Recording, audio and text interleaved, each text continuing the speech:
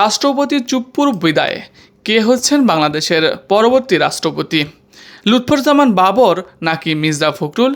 এই নিয়েই আজকের ভিডিও, তাই ভিডিওটি সম্পূর্ণ দেখার অনুরোধ রইল। রাষ্ট্রপতি মোহাম্মদ শাহাবুদ্দিন স্বাস্থ্যগত কারণ দেখিয়ে পদত্যাগ করেছে। তার পদত্যাগপত্র গ্রহণের পর সংবিধানের ৫৪ অনুচ্ছেদ অনুযায়ী জাতীয় সংসদের স্পিকার হাফিজউদ্দিন আহমেদ অন্তর্বর্তীকালীন রাষ্ট্রপতির দায়িত্ব পালন করেছেন। যতদিন না নতুন রাষ্ট্রপতি নির্বাচন হন ততদিন তিনিই থাকবেন। এখন প্রশ্ন হলো, নতুন রাষ্ট্রপতি কাকে ভাবছে বাংলাদেশ সরকার? সত্য কথা হলো, এখন পর্যন্ত সরকারিভাবে কোনো নামই ঘোষণা করা হয়নি। বিভিন্ন রাজনৈতিক মহল ও সামাজিক যোগাযোগ মাধ্যমে নানা আলোচনায় চলে এসেছে। সেই আলোচনায় জল্পনা কল্পনার রূপ দিচ্ছে। সরকার বা সংশ্লিষ্ট কর্তৃপক্ষ আনুষ্ঠানিকভাবে কোনো প্রার্থী ঘোষণা করেনি। বাংলাদেশের সংবিধান অনুযায়ী জাতীয় সংসদের সদস্যর ভোটে নির্বাচিত হন রাষ্ট্রপতি।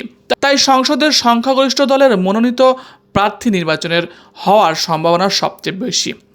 এখন সবার নজর সরকারের পরবর্তী সিদ্ধান্তের দিকে। কে হবে বাংলাদেশের ২৩তম রাষ্ট্রপতি তা জানা যাবে আনুষ্ঠানিকভাবে মনোনয়ন ও নির্বাচন প্রক্রিয়া সম্পন্ন হওয়ার পর।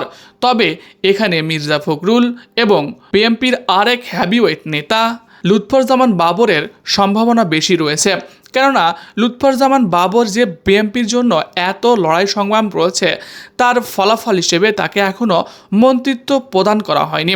এটা রাজনৈতিক বিশ্লেষকরা মনে করছে এটা হতে পারে বিএনপির একটা বড় চাল, যে বর্তমান রাষ্ট্রপতির পদত্যাগের পরে তাকে এই ক্ষমতা দেওয়া হতে পারে, আর এর জন্যই তাকে কোনো মন্ত্রিত্ব প্রদান করা হয়নি।